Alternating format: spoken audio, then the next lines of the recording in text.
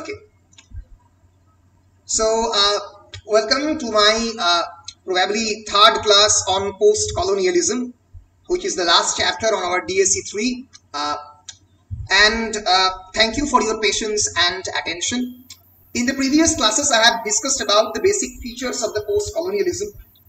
What is post-colonialism? What is colonialism? What is the basic difference between imperialism and colonialism? All these things. তোমরা আমাকে জিজ্ঞেস করেছো যে কাকে কোনগুলো ইম্পর্টেন্ট কোয়েশ্চেন এখান থেকে ইম্পর্টেন্ট কোয়েশ্চেনের জন্য একটু ডিএসসি 3 এর আমি যে মেটেরিয়ালটা দিয়েছি সেই মেটেরিয়ালের দিকে তাকাতে হবে যেখানে পুরো লিস্টটা দেওয়া আছে আর তার সঙ্গে সঙ্গে আমি যে পাওয়ার পয়েন্টটা দিয়েছি পাওয়ার পয়েন্টটা আমি দিয়েছি কিনা মনে পড়ছে না দিয়ে থাকলে আমি আরেকবার দিয়ে দেবো পাওয়ার পয়েন্টটা সেখানের দিকে চোখ রাখলেই তোমরা মোটামুটি ইম্পর্টেন্ট কোয়েশ্চেন কোনগুলো জানতে পারবে Post-colonialism থেকে what is colonialism and imperialism? Important question. What is post-colonialism? What are the basic premises of the school of thought? Ki basic characteristic of the post-colonialism? Important question. What is post-colonial literature? আজকে পড়াবো and the basic characteristics associated with the genre.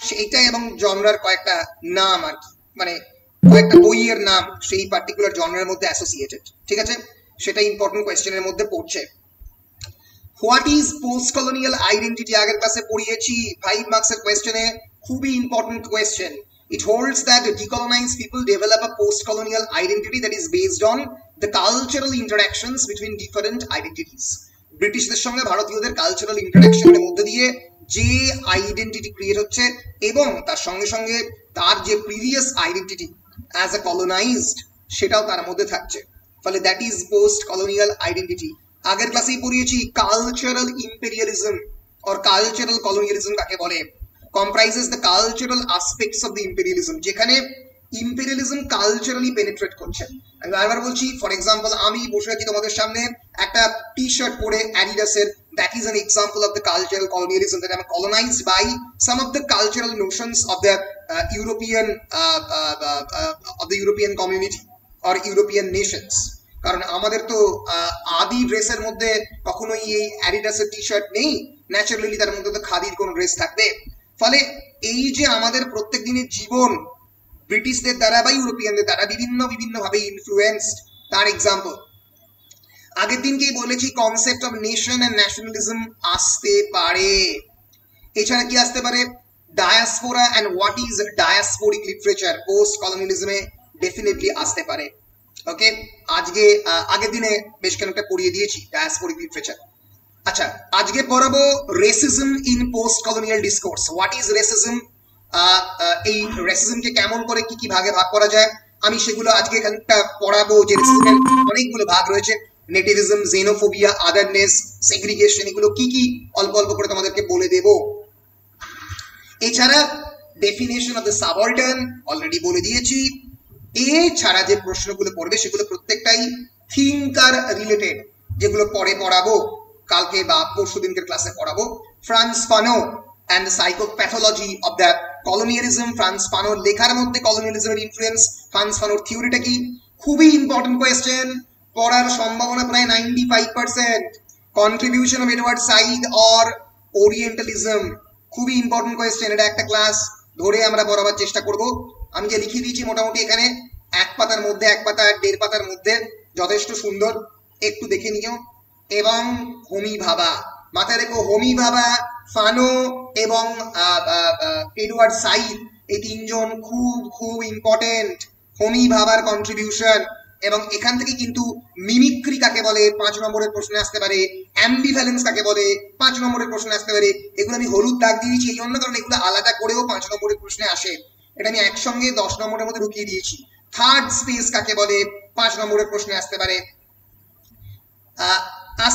Contribution of Gayatri Chakravorty Spivak and her essay can the subaltern speak আসতে পারে so এই হচ্ছে মোটামুটি question বেশ কয়েকটা concept related কয়েকটা what is post colonial literature what are the basic features of the post colonialism সেই related আর বেশ কয়েকটা থিঙ্কার রিলেটেড ফলে কনসেপ্ট থিঙ্কার এবং তার সঙ্গে সঙ্গে post colonial literature and Commonwealth literature related কয়েকটা প্রশ্ন রয়েছে আশা করছি তোমরা যারা প্রশ্ন করছিলে কি কি ধরনের প্রশ্ন করতে পারে তার উত্তর তোমরা পেয়ে গেছো। এরপরে হ্যাঁ বেশ, এরপরে আমি এগোবো আমার আজকের ক্লাস নিয়ে।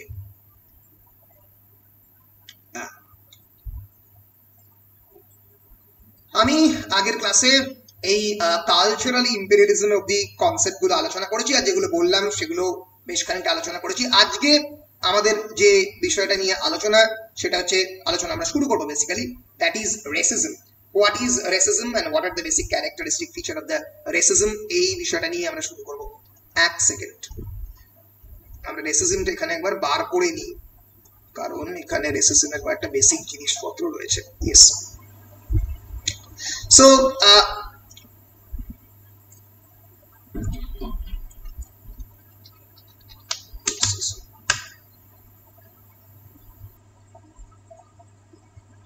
এটার একটা আলাদা টার্মও আছে, ক্রিটিক্যাল রেশিয়াল ডিসকোর্স বলা হয়, যেটা খানিকটা ফ্রান্স ফানো এবং অন্যান্যরা শুরু করেছিলেন। সো রেসিজম কি? What is the basic definition of racism? Racism is the belief, তোমরা কি আমার স্ক্রিন দেখতে পাচ্ছ? Right. Racism is the belief that groups of humans possess different behavioral traits corresponding to physical appearance and can be divided based on the superiority of the one race over another. A very critical definition. Racism মানে আমি সাদা তুমি কালো তা কিন্তু নয়। Racism মানে is the belief that some of the humans possesses some different behavioral traits, অর্থাৎ আমার চামড়ার উপরে বা আমার গায়ের কালারের উপরে বা আমার ফিজিক্যাল অ্যাপিয়ারেন্সের উপরে, আমার নাক কতটা টিকালো তার উপরে। বেশ কয়েকটা মঙ্গলয়েডদের নাক খুব একটা শার্প নয়।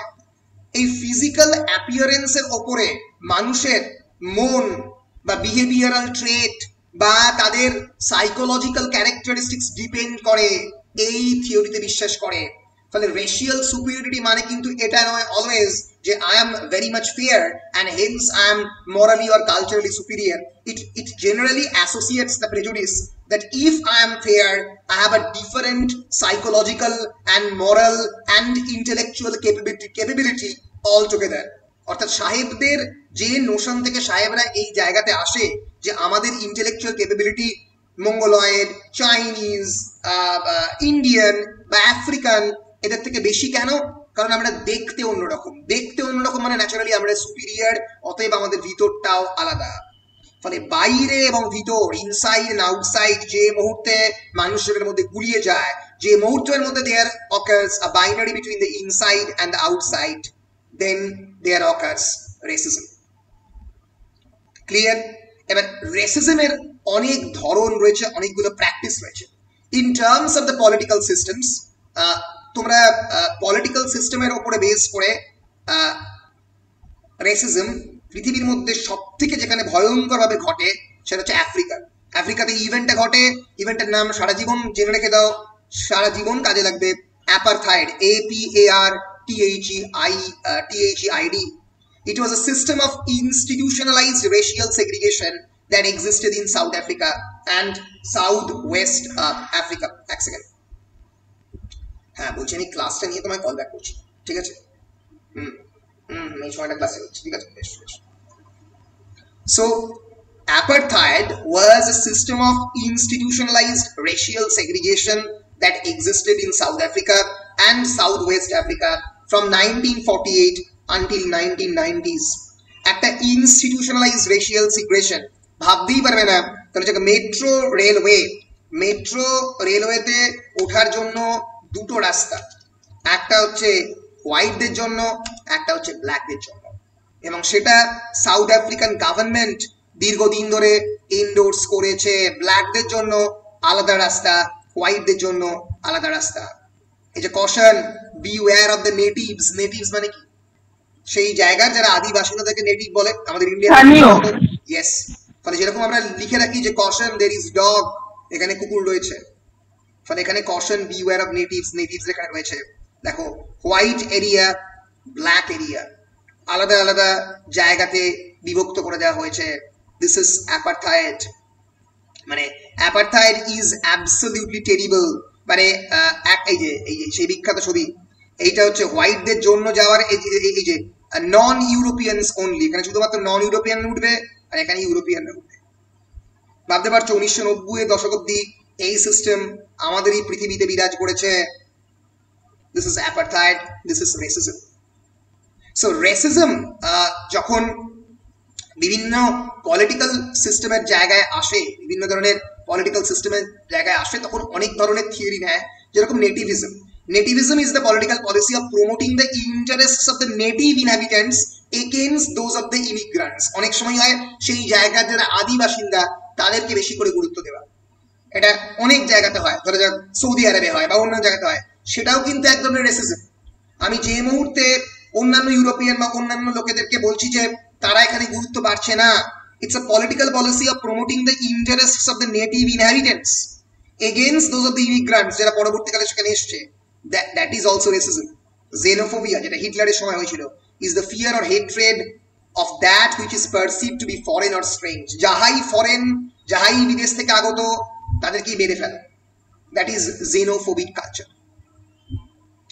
Otherness মানে কি? Otherness মানে হচ্ছে যেখানে সবকিছুকেই সেলফ অ্যান্ড আদারাইজ করছি।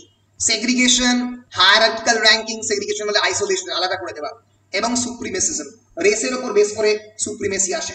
তো সেই তত্ত্বের ওপর বেস করে যে ধরনের তত্ত্ব ক্রিয়েট করা হয়েছে সেগুলোকে বলা হয়, সেগুলো কিন্তু প্রত্যেকটাই রেসিজমের পার্ট। তাহলে মনে থাকবে, নেটিভিজম, জেনোফোবিয়া, আদারনেস, সেগ্রিগেশন, হায়ারার্কিক্যাল র্যাঙ্কিং, এগুলো প্রত্যেকটাই কিন্তু আমাদের রেশিয়াল থিঙ্কিং এর পার্ট। এইভাবেই কিন্তু একটা দীর্ঘদিন ধরে আমাদের পৃথিবীতে এই ধরনের পলিটিক্যাল সিস্টেম চলেছে, এবং সব থেকে খারাপ এক্সাম্পল ইজ অ্যাপারথাইড। আমি এক্সাম্পল দেখালাম, আমি ছবি দেখালাম। এটা সাউথ আফ্রিকার অফিসিয়াল পলিসি ছিল 1990s অব্দি। 1990 সালে থেকে আফ্রিকাকে বলা হয় South Africa post apartheid South Africa. ভয়ঙ্কর যুদ্ধ হয়, বহু মানুষের প্রাণ যায়, বহু ব্ল্যাক মানুষকে খুন করা হয়, বহু ব্ল্যাক দ্য হোয়াইটকে খুন করে। It's a very important event. পরবর্তীকালে যখন তোমরা ইতিহাস পড়বে, ইউরোপের, মডার্ন ইউরোপের ইতিহাস বা মডার্ন ওয়ার্ল্ড হিস্ট্রি পড়বে, তখন তোমরা অ্যাপারথাইড ইভেন্ট সম্পর্কে জানতে পারবে। আমি এগিয়ে যাচ্ছি। সো রেসিজম কি আমি অলরেডি বলে দিয়েছি, is the prejudice, discrimination, antagonism directed against someone of a different race based on the belief that one's own race is superior. খুবই বিখ্যাত এক্সাম্পল তোমরা পড়বে লিটারেচারের পার্সপেক্টিভ থেকে, bluest eyes by Toni Morrison, things fall apart by Chinua চিলি। Bluest eye আমার পড়া অত্যন্ত একটা হৃদয় বিদারক লেখা। It's a famous novel, Toni মরিসনের, পরবর্তীকালে পড়বে। This is a novel about racism, এবং about yet there are few instances of the direct অপারেশনের খুব একটা এক্সাম্পল নেই। এই নভেলের যে ভিকটিম, যে মহিত, যে একজন মেয়ে, একটা বাচ্চা মেয়ে, সে একটা হোয়াইট ওম্যানের তার চোখের প্রেমে পড়বে। দ্য ব্লুয়েস্ট আই, এমন একটা চোখ যেটা নীল রঙের। The bluest eye actually presents a very complicated portrait of racism, because তার যে চোখটা, এই চোখের প্রতি একটা অদ্ভুত অ্যাট্রাকশন। তার মানেটা কি? তার মানেটা হচ্ছে, ধরো দেখ আমি আমাকে ছোটবেলা থেকে এমন ধরনের ডিসকোর্স আমার মনের মধ্যে ঢোকানো হচ্ছে, এই ফোকাল ক্যারেক্টারের নাম ছিল Pecola, is victimized by the society that conditions to believe that she is ugly. আমরা প্রত্যেক মুহূর্তে তো ভাবি সেজন্য তোমরা ফেয়ার অ্যান্ড লাভলি কিনি। আমাদেরও তো একটা কনসেপ্ট অফ বিউটি আমাদের সোসাইটি আমাদের মনের মধ্যে ক্রিয়েট করে, যে তুমি যদি ফর্সা হও তাহলে তুমি প্রফেশনাল লাইফ যে কোনো জায়গাতে তুমি চাকরি পাবে, তুমি অনেক ফেসিলিটি পাবে, which is absolutely and totally wrong. So she is victimized by a society that conditions her to believe, তাকে বিলিভ করতে বাধ্য করছে that she is ugly and therefore worthless because she doesn't epitomize white western culture's ideas of beauty. And white western culture's idea of beauty কি না? bluest eye. এক ধরনের রোগ হয়, ক্যান্সারের এক ধরনের রোগ হয়, যে রোগের মধ্যে দিয়ে ব্লুয়েস্ট আই আনা পসিবল। আমরা দেখবো এই নভেলের শেষে পেকুলার সেই রোগ হবে এবং আস্তে আস্তে সে মৃত্যু মুখে পতিত হচ্ছে, তার তার তার আইটা আস্তে আস্তে ব্লু হচ্ছে, and she is embarrassing death. এবং সে কিন্তু তার সেই আই নিয়ে খুব খুশি, যে সত্যি সে তো মানে সে সৌন্দর্যটাকে পেয়েছে। বাড়ির লোক জানে she is gradually moving towards death. So very heart warming and heart touching story, মানে হৃদয়কে ছুঁয়ে যাওয়ার মতো লেখা। টনি মরিসন লিখেছেন, নোবেল প্রাইজ পেয়েছেন, অসাধারণ লেখা। তোমরা মাস্টার ডিগ্রিতে গিয়ে পরবর্তীকালে পড়বে, the bluest eye by Toni Morrison. তোমরা এবারে হয়তো থিংস ফল অ্যাপার্ট তোমাদের রয়েছে নন ডেসক্রিপটিভ, মানে নন ডিটেল টেক্সট হিসেবে। It's another absolute brilliant writing. লেখাটার নাম হচ্ছে থিংস ফল অ্যাপার্ট, যখন সবকিছু ভেঙে যাচ্ছে, ভেঙে যখন ছিঁড়ে যায়, যখন পড়ে যায়। এটা ওই আফ্রিকান ট্রাইবদের উপরে হোয়াইট কলোনিয়ালিস্ট মাস্টাররা কিভাবে সুপ্রিমেসিস্ট একটা স্ট্যান্ড পয়েন্ট নিচ্ছে তাই নিয়ে। সো এই যে রেশিয়াল ডিসক্রিমিনেশন, এই লিটারেচার গুলো আমরা, কুইন বলে একটা মুভি হয়েছে বিকাশ ভালের, ইংলিশ গৌরী সিন্ধে, তোমরা দেখেছো নিশ্চয়ই। এই সিনেমাগুলোতে কিন্তু রেসিজমের পোর্ট্রেয়াল বিভিন্ন জায়গাতে রয়েছে। সো বেসিক্যালি যে প্রশ্ন তোলে, হ্যাঁ বলো আরেকবার বলো। অর্পিতা, ইংলিশ দেখেছো শ্রীদেবীর? ক্লিয়ার হচ্ছে না, তোমার শব্দটা আমার কাছে আসছে না। হ্যাঁ, ওই এক ধরনের রেশিয়াল পোর্ট্রেয়ালকে হ্যাঁ দেখানো হয়েছিল। শ্রীদেবী ছিল সিনেমাতে, ও আফ্রিকান আমেরিকান উইমেন ছিল, অন্যান্য বিভিন্ন ক্যারেক্টাররা ছিল। সো আমেরিকান কনটেক্সটে সেই পুরো জিনিসটাকে ডেসক্রাইব করা হয়েছিল। সো কুইনটা কিভাবে এক্সাম্পল হচ্ছে, এই রে আমি কুইনটা অনেকদিন আগে দেখেছি আমি, কিন্তু কুইনটা জেনারেলি এক্সাম্পল হিসেবে দেখানো হয়। কি করে এক্সাম্পল হচ্ছে আমি একটু দেখে তোমাকে বলবো, ঠিক আছে? আমি এক্স্যাক্টলি ভুলে গেছি। কোনো কি ব্ল্যাক ক্যারেক্টার ছিল না সেখানে, বা ইন্ডিয়ান? মানে খুব একটা নাচ না, তাই তো ওকে রাইট। সেখানে মানে কাঙ্গনা রানওয়াতকে কোনো না কোনো ভাবে ওখানে একটা মার্জিনালাইজেশন বা ভিক্টিমাইজেশন করানো হয়েছিল, ঠিক আছে? আমি অনেক দিন আগে মুভিটা দেখেছি, যখন আমি এক্স্যাক্টলি ভুলে গেছি কোন জায়গাতে আর কি। কিন্তু হ্যাঁ সেটা তো অন্য প্রশ্ন। কিন্তু যেটা বিষয় সেটা হচ্ছে যে মানে সিনেমার মধ্যে সেই ডেসক্রিপশনটা ছিল আর কি। তো যাই হোক, সব থেকে ভালো এক্সাম্পল হচ্ছে বালা মুভিতে একটা ক্যারেক্টার ছিল ভূমির, যে ক্যারেক্টারটা, রাইট, ওই চরিত্রটা খুব ভালো, মানে ওইখানে সোসাইটির যে ইয়েটা, মানে বিউটির যে কনসেপ্টটা বোঝানো হয়েছে ওটা খুব ভালোভাবে ডেসক্রাইব হয়েছে। আয়ুষ্মান খুরানা ভূমি আর ইয়াং গৌতম, ঠিক আমার বালা সিনেমাটা দেখা হয়। তো যে প্রশ্ন তোলে এই ধরনের লিটারেচার, এই ধরনের মুভি, সেটা হচ্ছে are human beings essentially the same or different? মানুষ কি সত্যি আলাদা? Is difference defined primarily by racial attributes? কেবলমাত্র রেশিয়াল অ্যাট্রিবিউটের উপর ডিপেন্ড করেই কি আমরা এই ডিফারেন্স ক্রিয়েট করি? Racism always encounters against the binary opposition. Binary opposition মানে এই খারাপ ভালো, ঠিক ভুল, black and white. So binary opposition in the society also proves that there are some differences in the human beings. ফলে এই যে বাইনারি অপোজিশনকে এর এগেইনস্টে এনকাউন্টার করে, theme of race and unequal relations has to be worked into any analysis of global culture. পুরো পৃথিবীর যে কোনো global কালচারকে নিয়ে বলতে গেলে কিন্তু এই ব্ল্যাক অ্যান্ড হোয়াইটের ডিফারেন্সিয়েশন ছাড়া পৃথিবী জুড়ে যা চলেছে, এই যে কালো এবং সাদাকে নিয়ে যা রেশিয়াল ডিসক্রিমিনেশন করা হয়েছে, তাই নিয়েই কিন্তু পোস্ট কলোনিয়ালিজমের একটা বিরাট অংশ। ফলে রেসিজম 5 নম্বরের প্রশ্ন হিসেবে খুবই ইম্পর্টেন্ট। চলে আসছি একটা ইম্পর্টেন্ট টার্ম, ওরিয়েন্টালিজম, যেটা এখন খানিকটা পড়াবো, কিন্তু এডওয়ার্ড সাইড পড়াতে গিয়ে পুরোপুরি পড়াবো। আমি আগেই বলেছি কাকে বলে orientalism. The word orientalism actually originated from the word oriental, orient এবং অক্সিডেন্ট, OCCIDENT। অক্সিডেন্ট মানে পাশ্চাত্য, ওরিয়েন্ট মানে প্রাচ্য। তাহলে কেন প্রাচ্যকে এই যে অন্যভাবে দেখার যে প্রচেষ্টা, আমরা যে প্রাচ্য মানেই অ্যারেবিয়ানদেরকে ভাবি বিরাট বিরাট বড় বড় ইস্তাম্বুলের গির্জা, কয়েকজন মানুষ বড় বড় ফল বিক্রি করছে, আঙুর ফল খাচ্ছে কয়েকজন অ্যারেবিয়ান কিংস অ্যান্ড কুইন্স। এই যে আমাদের ইমেজ, বা ইন্ডিয়ান মানে is the land of the snakes and the snake charmers, India means the land of the magicians and enchanters. এই যে idea of the east to the West, তাকে Orientalism বলে, যেটাকে বিক্রি করা হয়, যেটা বিক্রি হয় এবং যে প্রেজুডিসের উপর ডিপেন্ড করে ওয়েস্টার্ন লিটারেচার ইস্টের যে প্রজেকশন করে তাকে ওরিয়েন্টালিজম বলে। Exact definition, Orientalism is a way of seeing, very important, it's a way of seeing, দেখার একটা অন্য ধরনের lens, way of gazing, gaze করা একটা lens, that imagines, emphasizes and exaggerate করা মানে বাড়িয়ে বলা, hyperbolic expression দিয়ে বলা। It's a way of seeing that imagines, emphasizes and exaggerates and distorts করা মানে কি কোন জিনিসটাকে মিথ্যে করে রিপ্রেজেন্ট করা, বাঁকিয়ে বলা, ভুলভাবে প্রেজেন্ট করা। And distorts differences of Arab people and cultures as compared to the Europe and the US. It often involves seeing the Arab culture or the Indian culture as exotic মানে as if magic রয়েছে, exotic মানে that is completely different, full of magic and enchantment, backward পিছনের সারিতে, uncivilized অসভ্য, and then types dangerous মানে আমাদের dangerous.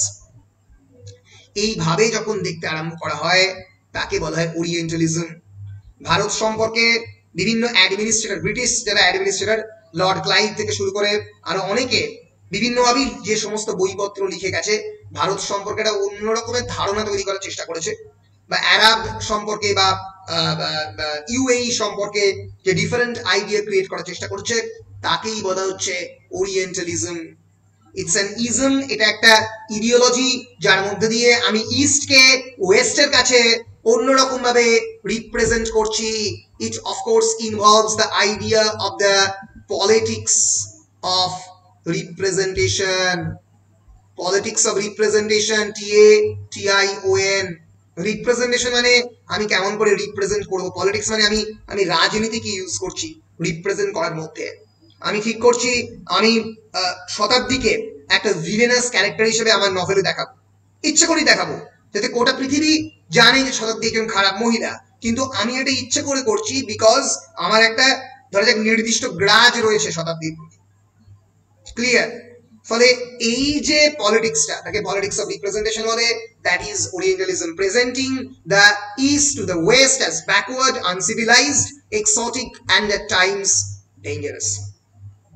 Edward সাইদের বিখ্যাত বই Orientalism is an best example to know about that. কাকে ওরিয়েন্টালিজম বলে আমরা পরে ডিসকাস করছি, আরো যখন আমরা এডওয়ার্ড সাইদকে নিয়ে আলোচনা করবো তখন, কালকের ক্লাসে বা পরের ক্লাসে। এখন খালি কনসেপ্টটা নিয়ে আলোচনা করে নিচ্ছি। And Orientalism offered Middle Eastern studies, Indian studies, Indology, এইগুলো প্রত্যেকটাই ওরিয়েন্টালিজমের part. Transforming the way the practitioners of the discipline describe and examine the Middle East বা ইন্ডিয়া বা এশিয়া যে কোনো দেশকে যেভাবে তারা ডিসক্রাইব করেছে তার সম্পর্কে নিয়ে যে পড়াশোনা পরবর্তীকালে নিয়ে প্রচুর কাটাছেড়া করা হয়েছে ইন্ডোলজিতে বা মিডল ইস্টার্ন স্টাডিজে, সেইটাকে নিয়ে কাটাছেড়া করার চেষ্টা করে ওরিয়েন্টালিজম। So thank you. আমি ওরিয়েন্টালিজম কাকে বলে সেটা বললাম, তোমরা কি বুঝতে পেরেছো বলো?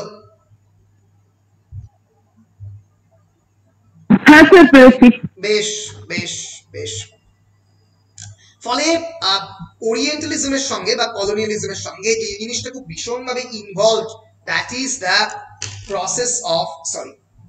the process of othering, other করা। এই যে বারবার বলছি স্যাভেজ, আনসিভিলাইজড, গডলেস কারণ ইটস আ পলিথেইস্টিক রিলিজিয়ন। কারণ আরেবিয়ান কনসেপ্ট অফ ডেইটি যদিও মনোথেইস্টিক, কিন্তু Indian is essentially polytheistic. Hindu concept of deity is polytheistic. ফলে ন্যাচারালি পলিথেইস্টিক, প্যাগান মানেই হচ্ছে গডলেস, এইভাবে দেখা। স্টুপিড, কালচারাল ল্যাকিং রয়েছে, and sexually they are easy. এইভাবে ম্যানিকিয়ান অ্যাপ্রোচ, ম্যানিকিয়ান হচ্ছে চাইনিজ একটা অ্যাপ্রোচ, সাদা এবং কালো, এইভাবে দেখার যে প্রচেষ্টা। ফলে when the missionaries, বিখ্যাত করেছেন Desmond Tudu, when the missionaries came to Africa, they had the Bible and we had the land. They said, let us pray. We closed our eyes. When we opened them, we had the Bible and they had the land. বিখ্যাত করেছেন Desmond Tudu, বলছেন যে যখন আফ্রিকাতে খ্রিস্টান মিশনারিরা এলো, আমাদের জমি ছিল আর তাদের হাতে ছিল বাইবেল। তারা বললো যে তোমরা সবাই ক্রিশ্চিয়ানিটিতে কনভার্ট হও, কারণ তোমাদের এই প্যাগান রিলিজিয়ন, বহুদেববাদী রিলিজিয়নের কোনো মূল্য নেই। Convert into Christianity. They said let us pray, চলো প্রে করি আমরা। উই ক্লোজড আওয়ার আইজ, আমরা চোখটা বন্ধ করলাম। when we opened them, আমি যখন চোখটা খুললাম, we had the Bible, আমাদের হাতে ছিল বাইবেল, আর তাদের ছিল জমি। দারুণ একটা মানে ডেসক্রিপশন আর কি। তো এইভাবে কিন্তু কলোনাইজেশন। এটা কি ছিল স্যার? এটা কি ছিল মানে হাতে বাইবেল আর এটা বুঝলাম না, কি বললেন? এটাই তো বুঝতে হবে, এটা খুবই সহজ। ক্লাসের বাকিটা কি কেউ বুঝতে পেরেছো? কেউ ধরতে পারোনি নাকি ব্যাপারটা? বিষয়টা স্যার ওদের কাছে সবকিছু নিয়ে নিয়েছে এরকম কি? একদমই তাই। বিষয়টা এটাই যে কলোনিয়ালিজম একটা বিশেষ ধরনের ধারার মধ্যে দিয়ে অপারেট হয়। সেটা কি মানে একটা তো হচ্ছে ইম্পেরিয়ালিজম, একটা হচ্ছে বন্দুক ঠেকিয়ে মানুষজনকে মারা, তার সঙ্গে সঙ্গে তো একটা বিরাট জায়গা হচ্ছে conversion into religion, religious conversion. খ্রিস্টান মিশনারি, তার সঙ্গে সঙ্গে অন্যান্য মিশনারিরা যখন ভারতবর্ষে প্রথমবার এলো, তখন তো একটা বড় অংশের লোকজনকে ক্রিশ্চিয়ানিটিতে ট্রান্সফার করলো। যখনই এই ক্রিশ্চিয়ানিটিতে ট্রান্সফর্ম হবে, তার মানে একটা বড় অংশের লোক খ্রিস্টান হবে, এবং তারপরে যেটা হবে জমি দখলের লড়াই শুরু হবে, চার্চ তৈরি হবে, তার জন্য বেশ কয়েকজনের কাছ থেকে জমি নিয়ে নেওয়া হবে, আস্তে আস্তে বিভিন্ন গভর্নমেন্টাল এজেন্সি এস্টাবলিশ হবে, তার জন্য জমি নেওয়া হবে। ফলে এই যে পুরো প্রসিডিওরটা, এই যে পুরো প্রসেসটা, সেটা কি ডেসমন্ড টুটু বলেছে, যখন আফ্রিকাতে প্রথমবার মিশনারিরা এলো, তাদের হাতে ছিল বাইবেল, অন্য কিছু ছিল না। কিন্তু যখন আমাদের ছিল জমি, কিন্তু তারা বললো চলো আমরা প্রে করি, আমরা একসঙ্গে প্রে করি, আমরা আমাদের চোখটা বুঝলাম, মানে এটা পুরোটাই এটা মেটাফরিক্যালি, এটা তো রিয়েল নয়, এটা মেটাফরিক্যালি বলছে, আমরা আমাদের চোখটা বুঝলাম প্রে করার জন্য, আমাদের অনেকে ক্রিশ্চিয়ানিটিতে কনভার্ট হলো। মাথায় দেখো, সাউথ আফ্রিকাতে কিন্তু 90% লোকজনকে ক্রিশ্চিয়ানিটিতে কনভার্ট করা হয়েছিল। আফ্রিকানদের নাম কিন্তু সব শুরু হচ্ছে ডেসমন্ড, শন, কেলভিন, সমস্ত প্রত্যেকটাই ইউরোপিয়ান নাম। একটা বড় অংশের লোকজন ক্রিশ্চিয়ানিটিতে কনভার্ট হলো, এবং তাদের হাতে, আমাদের হাতে শুধু বাইবেল থাকলো, আর তাদের হাতে থাকলো আমাদের জমি। এবার বুঝতে পারছো? বলো। হ্যাঁ স্যার, ভালোভাবে বুঝতে পেরেছি। হ্যাঁ, ফলে religious conversion is a process, is a way of colonizing, ধর্মীয় কনভার্সন। ডায়াসপোরা, আমি আগের দিন বলে দিয়েছি, ডায়াসপোরা মানে যখন কয়েকজন কমিউনিটির লোকজন অন্য কোনো দেশে গিয়ে লেখালেখি করে, তাকে বলা হয় ডায়াসপোরা। ডায়াসপোরা কথাটা এসছে গ্রিক ওয়ার্ড ডায়া অ্যান্ড স্প্যারিয়ান থেকে, means to show or scatter the seeds. Displaced কমিউনিটির লোকেরা, ডিসলোকেটেড লোকেরা যখন নেটিভ হোমল্যান্ড থেকে অন্য কোনো জায়গায় গিয়ে লেখে, মুভমেন্ট অফ মাইগ্রেশন, ইমিগ্রেশন বা এক্সাইল, কোনো কিছুর মাধ্যমে কাউকে এক্সাইল করা হয়েছে, বা তাকে এক্সাইল মানে তাকে ব্যানিশ করা হয়েছে, তো সেটাই হচ্ছে ডায়াসপোরা। আমি ডায়াসপোরিক লিটারেচার নিয়ে অলরেডি ডিসকাস করেছি। there are basically 5 kinds of diaspora, 5 ধরনের ডায়াসপোরা রয়েছে। একটা হচ্ছে ভিকটিম ডায়াসপোরা, মানে যারা ভিকটিম হয়ে যায়, তাকে অন্য দেশে ইচ্ছা করে চলে যেতে হয়েছে, ধরো যে জিউস বা আফ্রিকান বা আর্মেনিয়ান তারা। একটা হচ্ছে লেবার ডায়াসপোরা, ভারতীয়রা নিজেদের শ্রম বিক্রি করেছে, ডাক্তার, ইঞ্জিনিয়ার, ইনফরমেশন টেকনোলজিতে কাজ করছে তারা, ইন্ডিয়ান, চাইনিজ। একটা হচ্ছে ট্রেড ডায়াসপোরা, ব্যবসা করার জন্য বাইরে, চাইনিজ এবং লেবানিজ। আর একটা হচ্ছে ইম্পেরিয়াল ডায়াসপোরা। ইম্পেরিয়াল ডায়াসপোরা মানে ব্রিটিশদের যারা, লর্ড ক্লাইভ, লর্ড বেন্টিং, তারাও তো ভারতে আসছে, তারাও তো ডায়াসপোরিক কমিউনিটি, এই ব্রিটিশ। Imperial diaspora. আর একটা হচ্ছে cultural diaspora. Cultural diaspora is basically interesting, ভারতবর্ষেই রয়েছে, কিন্তু তাদের মধ্যে ধরা যাক ব্রিটিশ কালচারের ইনফ্লুয়েন্স রয়েছে। সে কিন্তু ব্রিটেনে যায়নি, কিন্তু খুব ভীষণভাবে আমেরিকাতে যায়নি তারা। ডায়াসপোরিক লিটারেচারের এক্সাম্পল ঝুম্পা লাহিড়ী, অরুন্ধতী রায়, অবশ্যই অমিতাভ ঘোষ, আগের দিনকে ডিসকাস করে দিয়েছি। এই যে nostalgia, feeling of the memory, migration from their native homeland, এগুলো এই যে ঝুম্পা লাহিড়ী, সালমান রুশদি এর এক্সাম্পল। এবার মাইগ্রেশনটা দুটো রকমের হচ্ছে, একটা হচ্ছে ভলান্টারি, মানে নিজের ইচ্ছেতে ইন্টেনশনাল, আর একটা হচ্ছে ফোর্সফুল। বেশিরভাগ ক্ষেত্রেই ভলান্টারি ডেসক্রিপশনটাই এই ধরনের ডায়াসপোরিক লিটারেচারে ঘটেছে। ফোর্সফুলি অবশ্যই ঘটেছে পার্টিশন লিটারেচারে। So partition literature is another example of the diasporic literature. অনেক সময় আসছি আর একটা টার্মে, যেটা অতটা ইম্পর্টেন্ট নয়, কিন্তু জেনে রেখে দাও, পোস্ট কলোনিয়ালিজমের সঙ্গে মোটামুটি related, that is globalization. What is globalization? Globalization basically implies the opening of the local and nationalistic perspectives to a broader outlook of an interconnected and interdependent world with free transfer of the capital. যখন বিদেশের পুঁজি, বিদেশের টাকা, বিদেশের product কোনো একটা দেশের মধ্যে ঢুকতে আরম্ভ করছে, it's the opening of the local and nationalistic perspective. Globalization is very much connected with the concept of the privatization, very much connected with the liberal economy, the laissez-faire. Macrocosm into microcosm, এটা না? আরেকবার বলো।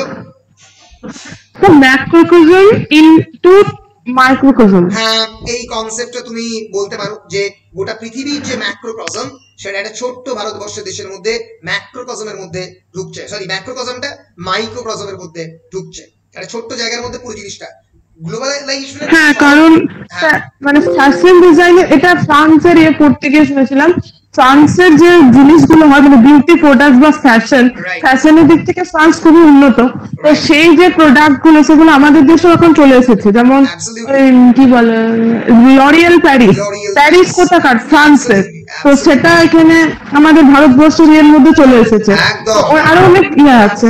শুধু তাই নয়, for example তুমি দেখো, তুমি আগে ভারতবর্ষের মধ্যে শপিং মলের কনসেপ্ট ছিল না, এখন অনেকেই তোমরা শপিং মলে জিনিসপত্র কেনো, কলকাতা থেকে শুরু করে সব জায়গায়। তুমি ইনফ্যাক্ট আমি তোমাকে বলছি, তুমি সাউথ সিটি মলের বিভিন্ন শপিং মলের দোকান এবং প্যারিসে গেলে শপিং মলের বিভিন্ন দোকানের মধ্যে কোনো আলাদা করে কোনো পার্থক্য খুঁজে পাবে না।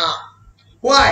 The sameness is because of the globalization. এই পৃথিবীটা একটা ছোট্ট মুঠোয় বন্দী হয়ে গেছে, ফলে globalization is also very much connected with the concept of the imperialism. Why?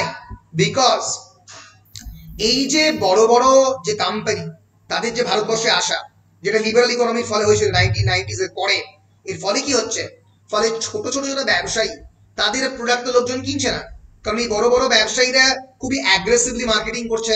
তুমি যদি একটা জিনিস খুব সহজে 200 টাকায় পেয়ে যাও, সেটা তুমি আরেকটা কেন 220 টাকায় তার চেয়ে খারাপ জিনিস কেন কিনবে? ফলে এটাই হচ্ছে গ্লোবালাইজেশন। তুমি ধর্মতলার মোড়ে গিয়ে একটা অ্যাড্রেসের জুতো এবং নাইকির জুতো কিনে ফেললে, যেটা আজ থেকে 30 বছর আগে ভারতবর্ষে পাওয়া যেত না, এই যে তুমি কিনে ফেললে এবং এই ধরনের প্রোডাক্ট ইউজ করছো। Globalization is very much connected with the idea of the consumerism. তুমি যেগুলোকে কনজিউম করছো, তুমি যে একজন কনজিউমার হিসেবে এগুলোকে উপভোগ করছো, এটাই হচ্ছে গ্লোবালাইজেশনের পার্ট।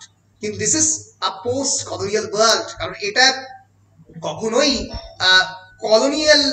কলোনিয়ালের সময়ে ভাবা যেত না, কারণ তারা যেটা করতো, তারা তাদের প্রোডাক্টটা এখানে যখন বিক্রি করতো চড়া দামে অন্যভাবে বিক্রি করতো এবং তাদের কোনো ব্র্যান্ড ছিল না। এই ব্র্যান্ড ভ্যালুর কনসেপ্টটা গ্লোবালাইজেশনের পরে এসেছে। স্যার সবথেকে ভালো एग्जांपल হচ্ছে টিকটক, যেটা বন্ধ করে দেওয়া হলো, ফেসবুক, কারণ যেটা হ্যাঁ প্রত্যেকটাই তো মানে বাইরের কনসেপ্ট, বা ইউটিউব, মানে বেসিক্যালি যে কোনো সোশ্যাল মিডিয়ার কনসেপ্টটাই মানে বিদেশ থেকে এখানে দেশে এসেছে। আমাদের তো আলাদা করে কোনো সোশ্যাল মিডিয়ার কনসেপ্ট ছিল না আমাদের দেশে, ই কমার্সের সাইটের কয়েকটা ছিল আর কি, যা ফ্লিপকার্টের কনসেপ্ট সেটাও অ্যামাজন থেকে চুরি করা হয়েছিল, অ্যামাজন আগে তৈরি হয়েছিল। ফলে এগুলো প্রত্যেকটাই তোমরা গ্লোবালাইজেশনের ইম্প্যাক্ট বলতে পারো, সবকিছুই তোমরা চারপাশে দেখছো। আমি স্যার একমাত্র বলো, শুভ বলো। হ্যাঁ স্যার, একমাত্র চায়নাতেই মানে নিজস্ব সফটওয়্যার মানে নিজস্ব জিনিসগুলো আছে, যেমন চায়না ফেসবুক ইউজ করে না, গুগল ইউজ করে না, হোয়াটসঅ্যাপ ইউজ করে না, ওরা সব নিজেদের জিনিসগুলো ইউজ করে, প্রত্যেকটাই নিজেদের জিনিস ওরা ইউজ করে। এটা ওই দেশের যে আরো চেষ্টা মানে আরো যে জিনিসগুলো হতে পারতো সেগুলোকে বন্ধ করে দিচ্ছে কোথাও না কোথাও। তার কারণটা একটা বড় কারণ হচ্ছে যে আমরা খুব সহজে জিনিসপত্রগুলো পেতে চাই, আমরা মানে সেই জিনিসটা নিজেরা তৈরি করব, এইটা আমাদের মাথার মধ্যে ভাবনা চিন্তাটা খুবই কম। আর একটা বড় অংশের ইঞ্জিনিয়ার আমাদের বিদেশে কাজ করে। গুগলের যে তুমি যদি দেখো, গুগলের স্ট্যাটিস্টিক্স দেখবে 70% ইঞ্জিনিয়ার ভারতীয়, বা 50% ভারতীয়, 20% বা 30% চাইনিজ। সুন্দর পিচাই যার সিইও ইন্ডিয়ান অরিজিন। ফলে যেটা বিষয় হচ্ছে যে মানে একটা ভারতবর্ষের একটা বিরাট বড় কনসেপ্ট চলে যাচ্ছে ব্রেন ড্রেনে। তোমরা এই শব্দটা জানো কিনা জানি না, এটা কিন্তু পোস্ট কলোনিয়ালিজমের একটা অন্য concept, that is known as the brain drain. Brain drain জিনিসটা কি তোমরা সবাই জানো যে ভারতবর্ষের খুবই ব্রিলিয়ান্ট স্টুডেন্টদের একটা বড় অংশ যখন বিদেশে চলে যায়, পড়তে এবং পরবর্তীকালে চাকরি বাকরি করে এবং ভারতবর্ষে কখনো ফেরে না, তাকেই বলা হয় brain drain. Is defined as the migration of the health personnel as well as other services of older in search of the better standard of living and quality of life, higher salaries, access to advanced technology and more stable political conditions in different places worldwide. এটাকে human capital flight বলা হয়। Human capital মানে মানব সম্পদটাই তো human resource, সেটাই তো একটা capital. সে যখন উড়ে ফ্লাইটের মধ্যে দিয়ে অন্য জায়গায় চলে যাচ্ছে, that is known as the brain drain. এই ব্রেন ড্রেনের ফলেই গ্লোবালাইজেশন পসিবল হচ্ছে, নাহলে আমরা হয়তো কোনোদিন পারতাম। তো যাই হোক, চলে আসছি আরো দুটো কনসেপ্ট বোঝাতে হবে। এইটা যদিও পরবর্তীকালে এটা নিয়ে আলোচনা করব, তাও এখনো অল্প করে বুঝিয়ে দিই। First is the mimicry. Mimicry কাকে বলে তোমরা জানো? তোমাদের লাইফে মিমিক্রি বলতে আমরা কি বুঝবো? কপি করা, কাউকে অনুকরণ করা। অ্যাবসলিউটলি, কাউকে অনুকরণ করা, কপি করা। ভাবা লিখেছেন, the copying of the colonizing culture, behaviour, manners and values by the colonized contents both mockery and a certain meanness, so that mimicry is at once resemblance and meanness. খুব important. যখন ধরা যাক ব্রিটিশদের একটা বড় অংশ ভারতবর্ষে সেটেল করলো, তারা সিভিল সার্ভিস এক্সামিনেশন চালু করলো, ম্যাকলেস মাইনিউট পাবলিশ হলো, একটা বড় অংশের ব্রিটিশ অ্যাডমিনিস্ট্রেশনে ভারতীয়রা ঢুকতে আরম্ভ করলো। এর ফলে যেটা ঘটলো সেটা হচ্ছে it is the copying of the colonizing culture. কলোনাইজেশনের যে কালচারটাকে তারা কপি করছে, তারাও টাই পরছে, প্যান্ট পরছে, কোট পরছে, শার্ট পরছে, তারাও আইসিএস এক্সামিনেশন দিচ্ছে, সিভিল সার্ভিস এক্সামিনেশন দিয়ে সেটেল করছে, একটা ভালো পোস্ট পেয়ে। For example, Bankimchandra Chattopadhyay was a civil servant. তারা কি করছে? তারা ব্রিটিশদের সমস্ত বিহেভিয়ার, ম্যানার, ভ্যালু, তাদের যে মূল্যবোধ, সেটাকে অনেক ক্ষেত্রেই কপি করছে। কিন্তু শুধুমাত্র কপি করছে না, it also creates a certain meanness. Meanness মানে কপি করে তার ভাষাটাকে শিখে তার ক্ষমতায়িত হয়ে তার উত্তর দিচ্ছে, যেন একটা সপক্ষে জোরে চড় মারছে। মিনেস মানে হচ্ছে শয়তানি করা। For example, Ashutosh Mukherjee, justice Ashutosh Mukherjee, যাকে বাংলার বাঘ বলা হতো, ডেফিনেটলি তিনি ব্রিটিশদের তৈরি করা সিস্টেমের মধ্যে একজন ভাইস চ্যান্সেলর ক্যালকাটা ইউনিভার্সিটিকে এস্টাবলিশ করেছে, definitely by the Britishers, definitely by the European power. তার মধ্যে ঢুকে তিনি ভারতীয়দের এডুকেট করছেন এবং বলছেন যে আমার ভাইস চ্যান্সেলরশিপে যে মাঠে চাষ করে সে পর্যন্ত একটা গ্র্যাজুয়েট হবে। বঙ্কিমচন্দ্র চট্টোপাধ্যায় বন্দে মাতরম লিখছেন, বিইং আ সিভিল সার্ভেন্ট, সুজলাং সুফলাং মলয়জ শীতলাং শস্য শ্যামলাং মাতরম। বন্দে মাতরম, নিজের দেশের মাটিকে মায়ের সঙ্গে তুলনা করছেন, সুজলাং সুফলাং। So that is mimicry. Mimicry is not only the copying of the colonizing culture, behavior and manners and values of the colonial masters, but it also contains both the mockery, এটা mock করছে, এটা ব্রিটিশদেরকে অনেক সময় উত্তর দিচ্ছে, তাদেরকে as it ভ্যাং যাচ্ছে। Example, Ishwarchandra Vidyasagar ট্রেনের মধ্যে উঠলেন, ফেলে দিলেন জুতো, সাহেব এসে বিদ্যাসাগরের জুতো ফেলে দিল, বিদ্যাসাগর সাহেবের ছাতাটাকে ফেলে দিল। ঘুম থেকে উঠে সাহেব জিজ্ঞেস করলো, এই আমার ছাতাটা কোথায়? বিদ্যাসাগর বললো, আমার জুতোটাকে খুঁজতে গেছে। বিদ্যাসাগর কাজ করতে কোথায়? সংস্কৃত কলেজে। Sanskrit college established by the Britishers. সেই সময় বিদ্যাসাগরের মাইনে ছিল 800 টাকা, এখনকার দিনের 1 লাখ 2 লাখের উপরে। So that mimicry is at once resemblance and meanness. একই রিজেমব্লেন্স মানে একই, সেমনেস, একরকম দেখতে হচ্ছে। ন্যাচারালি যখন জাস্টিস আশুতোষ মুখার্জি যাচ্ছে হাইকোর্টে, তখন তাকে কোর্টের ড্রেসই পরতে হবে, যেভাবে উকিলরা পরে। এখনো আমাদের উকিলরা একই ড্রেস পরে, কিন্তু at the same time it contains meanness. meanness মানে শয়তানি, mischievousness। প্রথম কয়েন করে যে ভদ্রলোক, তার নাম আমরা জানবো পরে, হোমি কে ভাবা। এই ভাবা আর হোমি ভাবা, যিনি নিউক্লিয়ার সায়েন্টিস্ট, তারা আলাদা। তিনি হচ্ছেন হোমি জাহাঙ্গীর ভাবা, আর এটা হচ্ছে হোমি কে ভাবা। ইনি বিখ্যাত প্রফেসর, আমরা দেখবো আমেরিকার হার্ভার্ডের বিখ্যাত প্রফেসর, বিএইচএ হোমি ভাবা। দুটো বিখ্যাত বই লিখেছেন, একটা হচ্ছে লোকেশন অফ কালচার, আর একটা হচ্ছে ভুলে গেলাম, কালচার অ্যান্ড সামথিং, ভুলে গেলাম, পরে বলছি। তার যে বিখ্যাত থিওরি সেটা হচ্ছে mimicry. So mimicry is a concept of imitating the colonizers' behaviors intended to mock, which can appear as a parody in literature. যেটা প্যারোডি হিসেবে লিটারেচারে আসে, ফর এক্সাম্পল মধুসূদনের লেখা বুড়ো শালিকের ঘাড়েরও বা কি বলে সভ্যতা, ব্রিটিশ ল্যাঙ্গুয়েজে শিক্ষিত একজন প্রায় সাহেব মানুষ বলছেন এটাকে কি সভ্যতা বলে? ব্রিটিশদের তৈরি করা সিভিলাইজেশনকে প্রশ্ন করছে। ফলে ব্রিটিশদের সোশিও পলিটিক্যাল ফ্রেমওয়ার্কে তাদের পাওয়ার, তাদের কালচার সেটা শিখে সেই ক্ষমতাটা তাদেরকে উত্তর দেওয়া, দ্যাট ইজ মিমিক্রি। পরিষ্কার? বলো। হ্যাঁ স্যার। বেশ। হ্যাঁ স্যার। আর একটা কনসেপ্ট পড়িয়ে যাব, কাকে পোস্ট মিমিক্রিটাকে ওই মানে অনেকে বলো বলো বলো বলো বলো কি বলছো বলো। মিমিক্রিটাকে অনেকে মানে ওই ছোট করা, মানে একটা মানে ব্যঙ্গাত্মক করতে ছোট করা, এরকম অনেক সময় মানে মজা করতে ছোট করা অর্থে আমরা ব্যবহার করি মিমিক্রিটাকে, ঠিক আছে? কিন্তু এখানে আর কি দেখাচ্ছে যে কলোনাইজার্স কালচারটাকে মিমিক করছে, ব্যঙ্গাত্মক অর্থে নিচ্ছে, মানে কি ইমিটেট করছে, তার ক্ষমতায়িত হচ্ছে হয়ে সেটাকে আবার ব্যঙ্গাত্মক হয়ে তার বিপক্ষে ইউজ করছে। So that is mimicry. Okay, মানে পোস্ট কলোনিয়ালিজমের কনটেক্সটে মিমিক্রি হচ্ছে তার সমস্ত ধরনের ক্ষমতা, ল্যাঙ্গুয়েজের ক্ষমতা, তাদের ইনস্টিটিউশনালের ক্ষমতা। কারণ for example Bankimchandra is becoming a district magistrate. For example, Ashutosh Mukherjee is becoming a judge in the Calcutta High Court and at the same time is becoming the Vice Chancellor of the University of Calcutta. These are all positions created by the European colonizers, right? So they are taking those positions, they are not refusing those positions, and at the same time they are actually answering back in the language of the Europeans by taking those political positions. সেই রাজনৈতিক ক্ষমতা নিয়ে তারা পরিষ্কারভাবে তাদেরকে উত্তর দিচ্ছেন তাদের ক্ষমতায় ক্ষমতায়িত হয়ে। এটাই হচ্ছে মিমিক্রি। বেশ, এর পরের যে কনসেপ্টের কথা আমি বলবো that is universalism. What is ইউনিভার্সালিজম?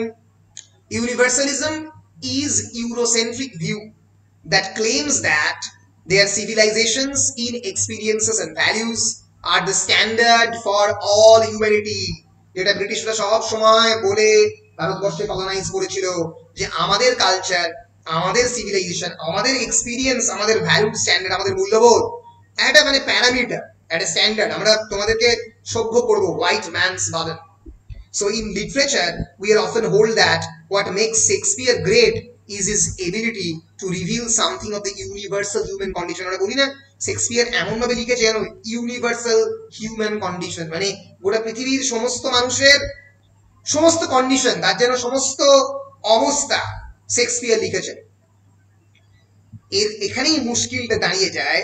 ইউনিভার্সালিজম gives assumption that European equals universal. European মানেই হচ্ছে পৃথিবী, European মানেই হচ্ছে standard. It's the way of European to elevate their status. Universalism is basically a strategy of imperialism and colonialism by saying universal features of humanity are the characteristics of those who occupy positions of political dominance, in this case the European and the Western.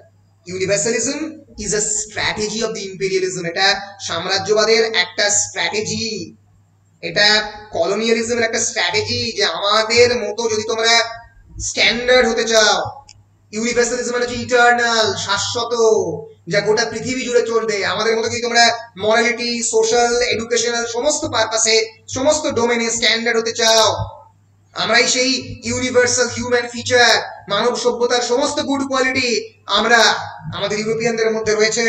তোমরা African, তোমরা Indian, তোমাদের মধ্যে নেই, এসো তোমাদেরকে শিক্ষিত করি।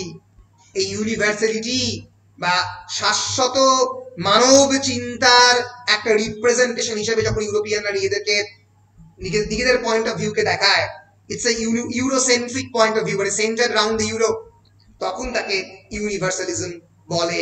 বলো পরিষ্কার? আশা করছি পরিষ্কার। হ্যাঁ স্যার। বেশ, যেমন বেঙ্গলকে বললে কলকাতাটা বোঝায়। অ্যাবসলিউটলি, ধরে নিয়েছো একদম। বেঙ্গল বলতেই যেখানে স্ট্যান্ডার্ডটাকে বলা হয় কলকাতা। বেঙ্গল মানেই কি? কলকাতা হচ্ছে ultimate standard.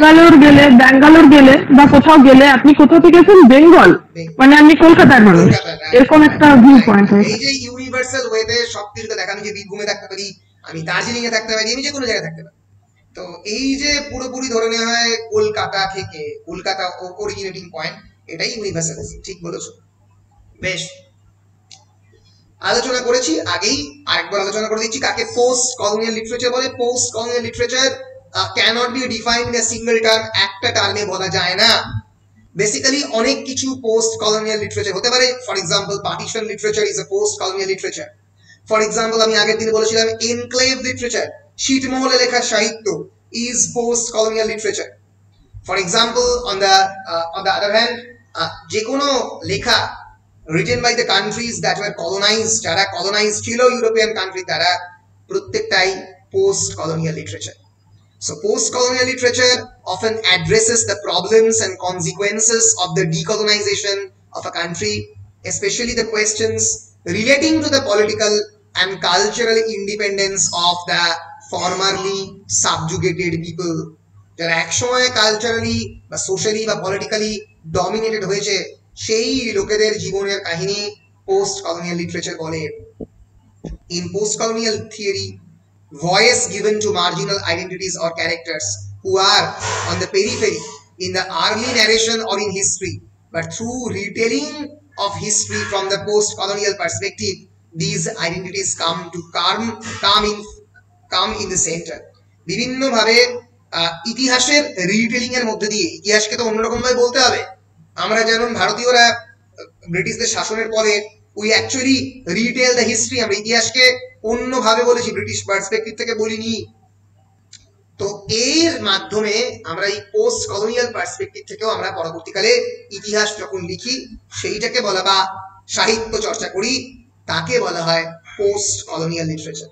It's basically literature of the colonized that were once colonized, একসময় যারা ইউরোপিয়ান কান্ট্রিদের দ্বারা colonized ছিল। Post colonial literature often addresses the problems and consequences of the decolonization of the country. এই যে আমাদের যে ভারতবর্ষের ডিকলোনাইজেশন, একসময় ব্রিটিশরা আমাদের থেকে ছেড়ে চলে গেছে, তাকে বলা হয় কলোনিয়াল লিটারেচার। আগের দিনে প্রথম ক্লাসে প্রশ্ন করেছিল শুভ যে কমনওয়েলথ লিটারেচার কি স্যার পোস্ট কলোনিয়াল লিটারেচারের মতো একই, একটু আলাদা?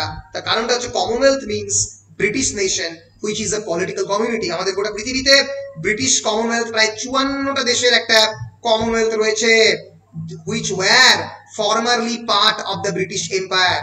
The Commonwealth is basically an intergovernmental organization. এটা অর্গানাইজেশন 54টা দেশে সত্যি এখনো এক্সিস্ট করে। কমনওয়েলথ গেমস হয়, কমনওয়েলথ মিটিং হয়, সেই জন্য কমনওয়েলথ ইউনিভার্সিটি রয়েছে দিল্লিতে। তোমরা জানো that is the only international university in India. Sorry, two international university ভারতবর্ষে রয়েছে, একটা হচ্ছে কমনওয়েলথ ইউনিভার্সিটি আর একটা হচ্ছে নালন্দা। এটা জেনে রাখবে, ভারতবর্ষে বাকি সব ন্যাশনাল, দুটো কেবলমাত্র ইন্টারন্যাশনাল ইউনিভার্সিটি আছে, একটা হচ্ছে কমনওয়েলথ ইউনিভার্সিটি দিল্লিতে আর একটা হচ্ছে আমাদের বিহারের নালন্দাতে। মনে থাকবে? বেশ, রাইট, এই দুটো international university. So the original phrase commonwealth or the common will of the common man comes from actually the old meaning wealth, which means the well-being of the common man. So Britishরা well-being করার জন্য আমাদের ভারতীয়দের যাতে ভালো হয় তার জন্য Commonwealth create করে। So commonwealth literature মানে literature of Pakistan, literature of Bangladesh, literature of Sri Lanka, Bharat, এই যে এখানকার যে লিটারেচার তাকে কমনওয়েলথ লিটারেচার বলা হয়। এবং it's a body of writing created in the English language by the persons who are themselves white Britons or Irish or citizens of the United States of America or India. এই মানে ইন্ডিয়াটা হচ্ছে basically কমনওয়েলথের অবশ্যই part হবে। So বা Africa বা for example Canada, এগুলো প্রত্যেকটাই Commonwealth লিটারেচারের পার্ট। Australia, Salman Rushdie, Nayantara Sahgal, R K Narayan, Ruth Prawer Jhabvala, Kazuo Ishiguro, জাপানের যে লোক ভদ্রলোক, তিনিও কমনওয়েলথ রাইটার, কারণ তিনি তো জাপানে জন্মেছেন। Japan was the part of the British empire. ফলে এটাকে বলা হয় কমনওয়েলথ লিটারেচার। আমি অনেকগুলো কমনওয়েলথ লিটারেচার নয়, এটা পোস্ট কলোনিয়াল লিটারেচারের এক্সাম্পল দিয়েছি। সলমান রুশদির midnight children post colonial literature, Raja রাওয়ের কান্থাপুরা, আর কে নারায়ণের লেখা, প্যাট্রিক হোয়াইটের লেখা, ডেরেক ওয়ালকটের লেখা, এগুলো প্রত্যেকটাই হচ্ছে পোস্ট কলোনিয়াল লিটারেচার।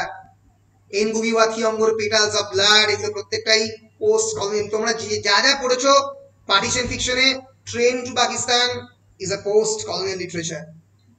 মানিক বন্দ্যোপাধ্যায়ের final solutions post colonial literature, এগুলো প্রত্যেকটাই পোস্ট কলোনিয়াল লিটারেচারের পার্ট। কারণ এর সবকটার মধ্যেই suppression, exploitation, operation, humiliation, slavery এবং রেজিস্ট্যান্স, রেজিস্ট করা পুরোটাই রয়েছে। মনে থাকবে কমনওয়েলথের যে এটা আছে না, এটা তো হিস্ট্রিতে প্রথম থেকে আমাদের দেওয়া আছে।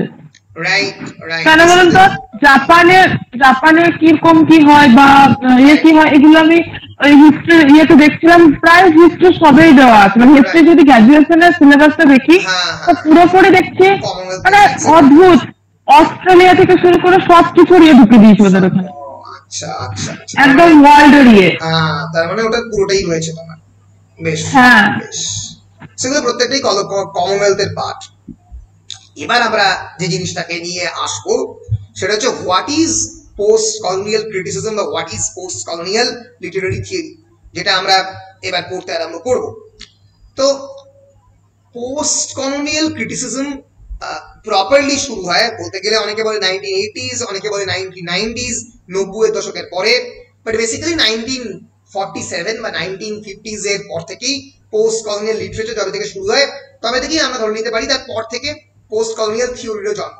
থিওরাইজ করা হয়েছে অনেকটা পরে, অনেকটাই পরে, কিন্তু লিটারেচারের জন্ম অনেকটা আগে, 1950s 1960s এই সময়ে এই ধরনের সাহিত্য নিয়ে লেখা হয়।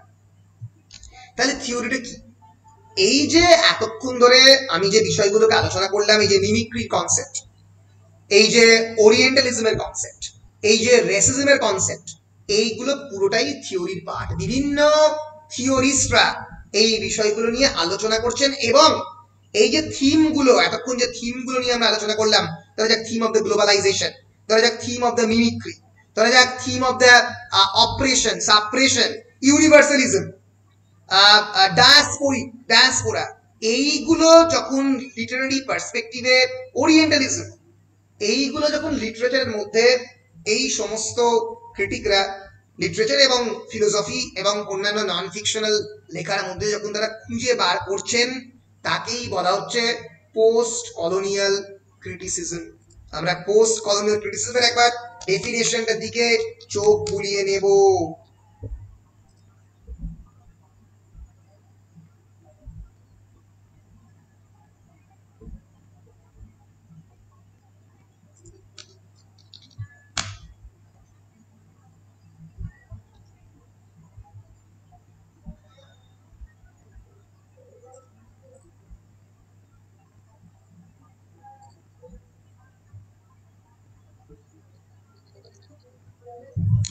So basically, post-colonial theory is a body of thought primarily concerned with accounting for the political, aesthetic, economic, historical and social impact of the European colonial rule around the world in the 18th and the 20th century.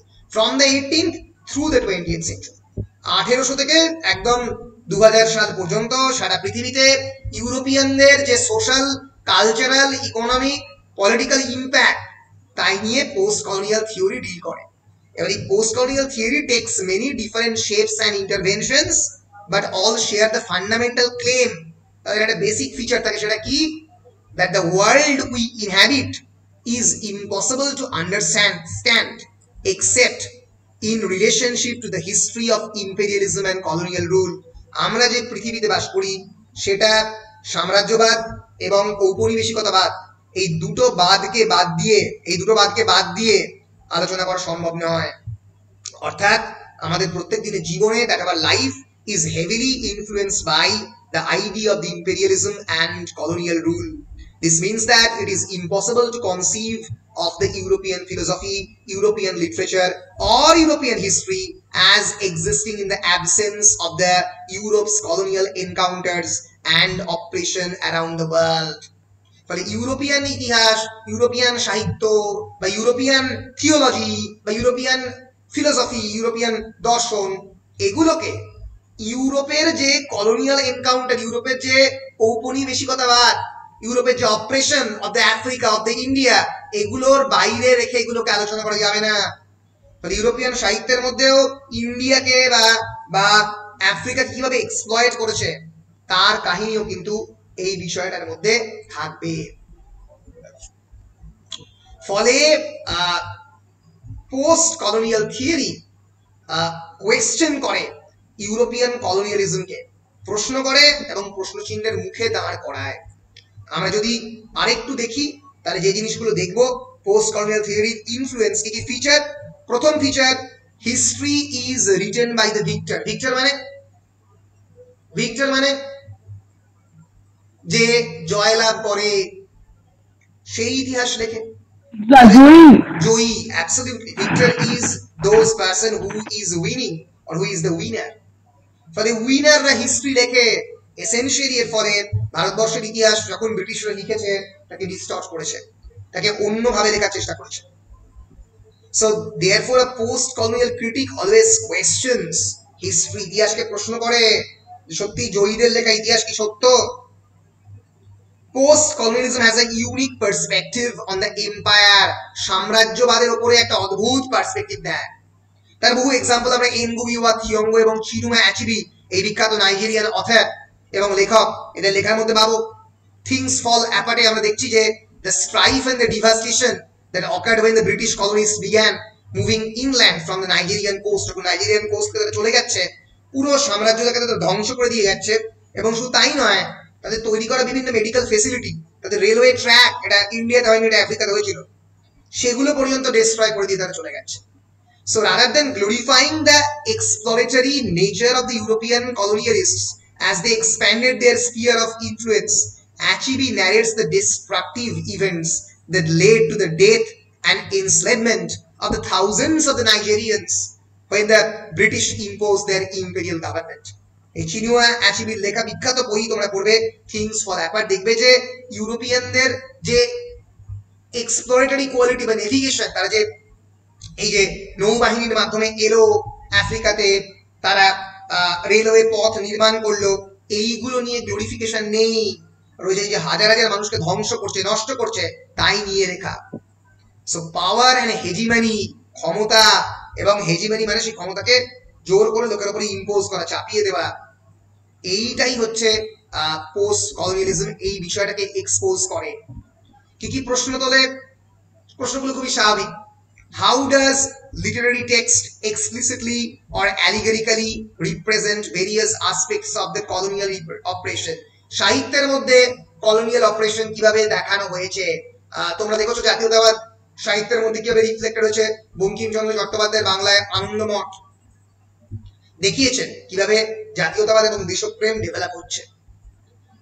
এই ধরনের যে প্রশ্ন তোলে যে কিভাবে বিভিন্নভাবে colonial operation Literary টেক্সটের মধ্যে ডিসক্রাইব হচ্ছে।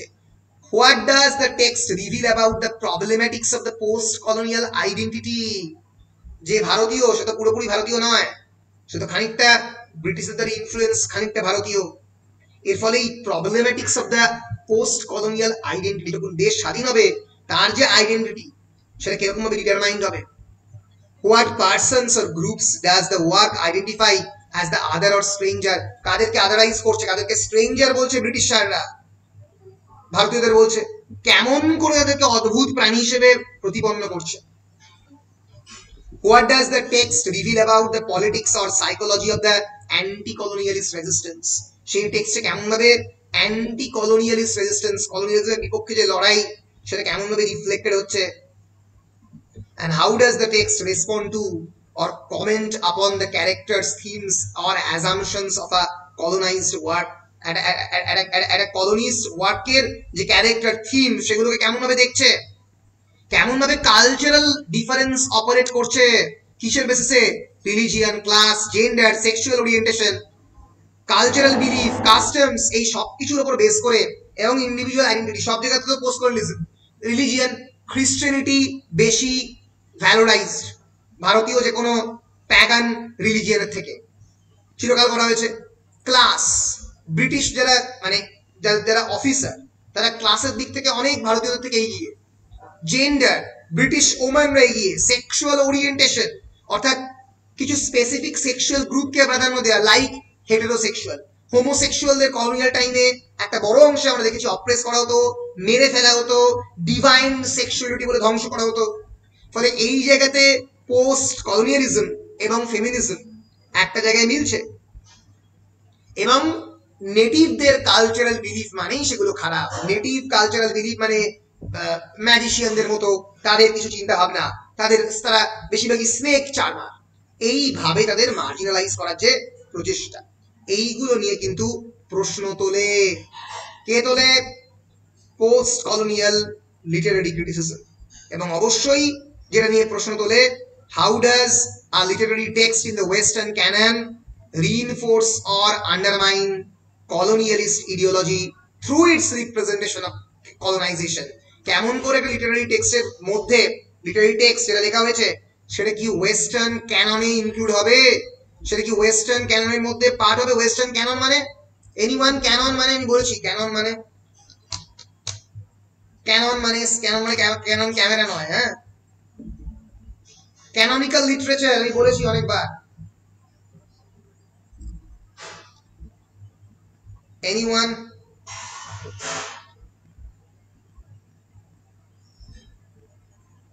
Canon is a general rule or law or principle or criterion by which something is judged.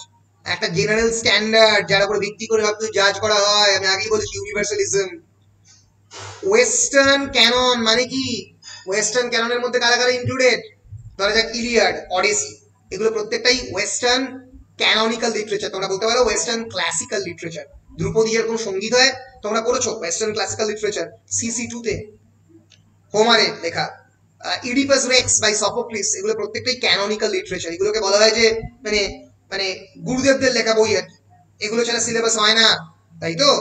ফলে ক্যাননিক্যাল লিটারেচারের মধ্যে এই সমস্ত টেক্সটগুলো আদৌ ইনক্লুড হতে পারবে কিনা, মানে সালমান রুশদির লেখা টেক্সট বা ফর এক্সাম্পল আর.কে নারায়ণের লেখা টেক্সট, এগুলো কি ওয়েস্টার্ন ক্যাননে কোনোদিন ইনক্লুড হবে?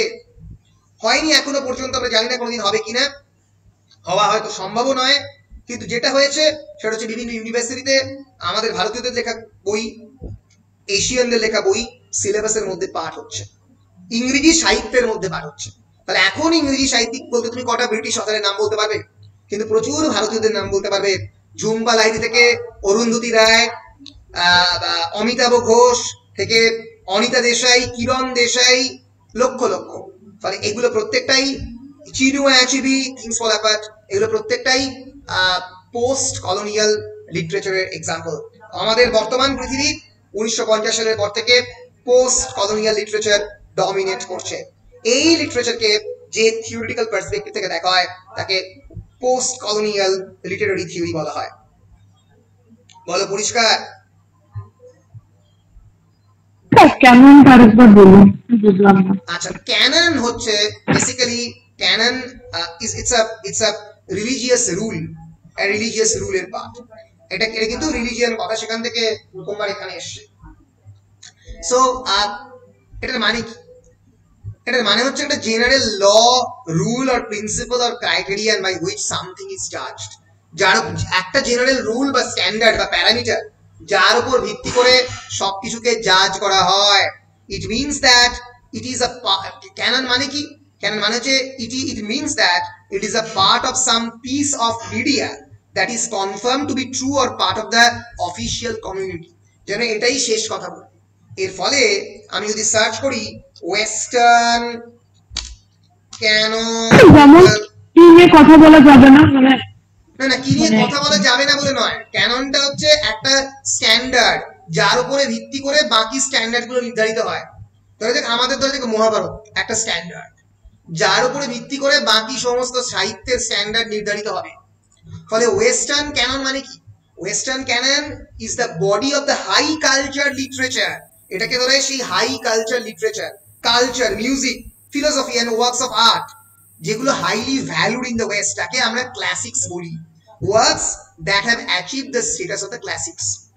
ধরো যে দান্তের লেখা, হোমারের লেখা, ভার্জিলের লেখা, রাফায়েলের লেখা, রাফায়েলের পেন্টিং, লিওনার্দো দা ভিঞ্চির পেন্টিং, আর অন্যদিকে শতাব্দী রাখা পেন্টিং, বা গণেশ পাইনের রাখা পেন্টিং। গণেশ পাইনকে তো গণেশ মাইনকে তো দা ভিঞ্চির সঙ্গে তুলনা করা যাবে না।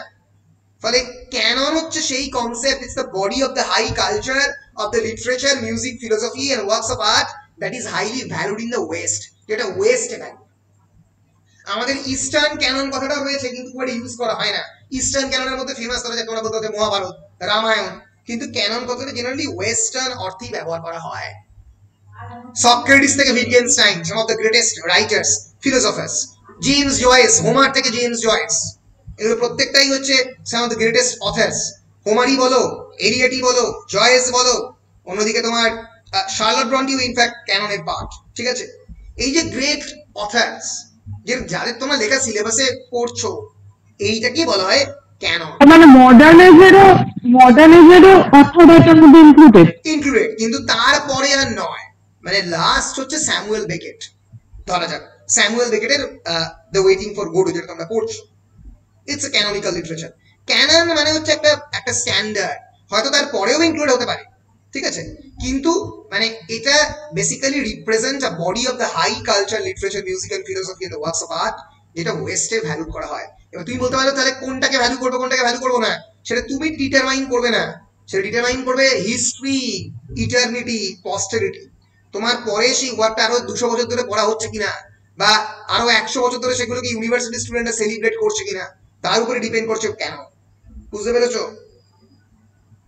হ্যাঁ স্যার বুঝে গেছি। বেশ বেশ বেশ বেশ বেশ।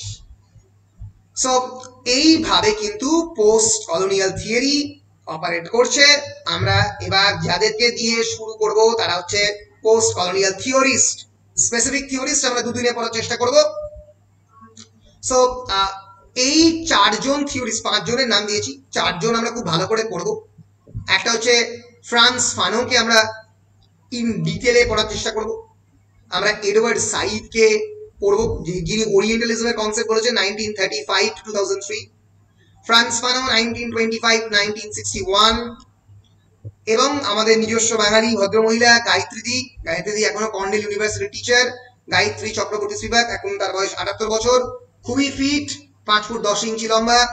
গায়ত্রীদিকে নিয়ে আমরা পড়বো। 5 ফুট 10 ইঞ্চি এই জন্য বললাম কারণ মানে ট্র্যাডিশনাল উইমেনদের চেহারা থেকে অনেকটাই পুরুষালী এবং অনেকটাই অন্যরকম তার বলার স্টাইল। আমার খুবই অন্যতম প্রিয় থিঙ্কার গায়ত্রী চক্রবর্তী শ্রীবাগ, আমার তাকে মিট করারও অভিজ্ঞতা হয়েছে। হোমিকে ভাবা 1949 টু দ্য প্রেজেন্ট, এবং অবশ্যই দীপেশ চক্রবর্তী এখন আছেন। দীপেশ দা পড়াচ্ছে শিকাগোতে। Dipesh Chakrabarty 1948 to the present. Dipesh Chakrabarty অতটা পরীক্ষায় আসে না, এই 4 জন পরীক্ষাতে বিভিন্ন সময় বিভিন্ন ভাবে আসে। এদেরকে নিয়ে আমরা পড়াশোনা শুরু করব। তাহলে পোস্ট কলোনিয়াল থিওরি যদি আমরা ইন জেনারেল একটা ডেফিনেশন খোঁজার চেষ্টা করি, what is it? It is a method of interpreting, reading and critiquing the cultural practices of colonialism. Colonialism-এর বিভিন্ন কালচারাল যে প্র্যাকটিস, তাকে যে ব্যাখ্যা করা, পড়া এবং তাকে ক্রিটিক করা, সেটা হচ্ছে পোস্ট কলোনিয়াল থিওরির part, where it proposes that the exercise of the colonial power is also the exercise of the racially determined powers of representation. Colonial পাওয়ারকে আমি যে মুহূর্তে এক্সারসাইজ করছি, তার মানেটা দাঁড়ায় আমি রেসের উপরে, একটা স্পেসিফিক রেসের উপরে আমার ক্ষমতাকে এবং আমার রিপ্রেজেন্টেশনের ক্ষমতাকে এক্সারসাইজ করছি এবং তাদেরকে একটা ভিন্ন চোখে দেখছি বা দেখাচ্ছি ইউরোপিয়ানদেরকে। তো এই থিঙ্কারদের দিয়ে আমরা পড়বো। বলো ফ্রান্স ফানো শুরু করবো কিনা? করলে আজকে 20 মিনিট আরো যাবে, নাকি পরের দিন করবো? পরের দিন করি নাকি? স্যার গায়ত্রী চক্রবর্তীকে দিয়ে শুরু হবে। গায়ত্রী দিকে দিয়ে শুরু করবো? হ্যাঁ, গায়ত্রী দিকে দিয়ে শুরু করার যেটা মুশকিল হচ্ছে সেটা হচ্ছে হবে না, কারণ ফ্রান্স ফানো তো অনেক পুরনো লোক, মানে তোমাকে এভলিউশনটা বুঝতে হবে, নাহলে তুমি ধরতে পারবে না। প্রথমেই বাউন্সার দিলে ধরতে পারবে না, ঠিক আছে? আগে ফানো দিয়েই শুরু করো, তার কারণ নাহলে তোমরা মানে বিবর্তনটা ধরতে পারবে না। ফানো, তারপরে সাইদ আসবে, তারপরে গায়ত্রী। গায়ত্রী ভয়ঙ্কর কাজ করেছিল। গায়ত্রী ভাবো, যখন 28 বছর বয়স গায়ত্রীর, তখন দেরিদার অফ গ্রামাটোলজি গায়ত্রী চক্রবর্তী ট্রান্সলেট করেছে। ফলে ইটস অ্যাবসলিউটলি মানে গ্রেট অ্যাচিভমেন্ট। স্যার উনার বর্ন এন্ড ব্রট আপ কোথায়? কলকাতায়। কলকাতায় বর্ন এন্ড ব্রট আপ, কলকাতাতেই জীবন কাটিয়েছেন এবং সেখান থেকে তার একটা বড় অংশের মানে এখান থেকে পড়েছেন। বিদেশে গেছেন, দেখিয়ে দিই, না দেখালে তো হবে না।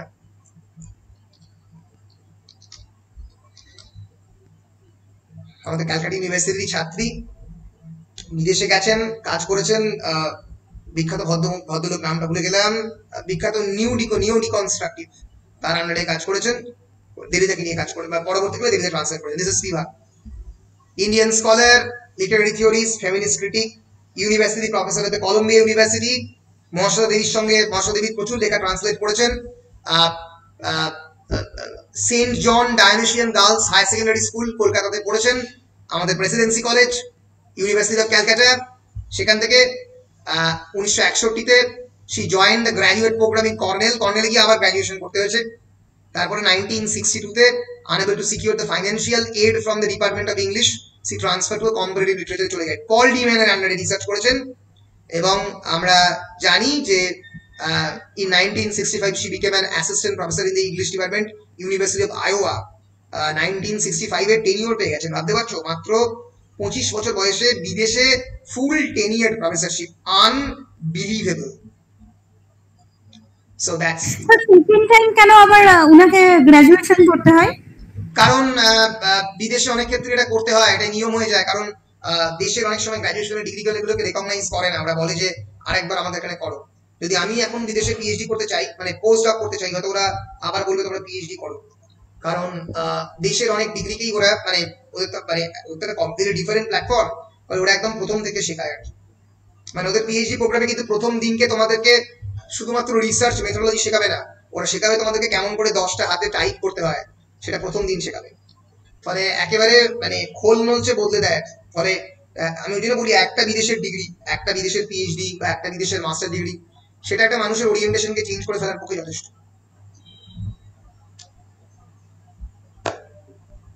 Okay sir. পরের দিন আমরা ফানোকে দিয়ে শুরু করবো, তারপর আস্তে আস্তে যাবো ফানো এবং ভাবা, এই দুজনকে পড়ে ফেলবো আমরা। সরি, ভাবা না, ভানো আর এডওয়ার্ড সাইদ, এই দুজনকে আমরা পড়ে ফেলবো, বা সৈয়দ বলতে পারি, এই দুজনকে আমরা পড়ে ফেলবো। তারপরের দুদিনে আমরা স্পিভাক এবং ভাবা এবং অবশ্যই ওই ভদ্রলোকের নাম কি, স্পিভাক, ভাবা আর কে, আর দেখিনি, দাঁড়া 1 মিনিট, স্পিভাক, ভাবা এবং দীপেশ দা, এই তিনজনকে পড়ার চেষ্টা করবো পরের দিনে। বা স্পিভাক, ভাবা পড়ে দীপেশ দাকে আরেকদিনের জন্য ডাকবো, হয়ে যাবে, একদিনই হয়ে যাবে 3 জন। সো আরো দুটো ক্লাস বা 3টে ক্লাসের মধ্যে মোটামুটি শেষ। বলো, পরিষ্কার? হ্যাঁ স্যার। বেশ, I am stopping the record.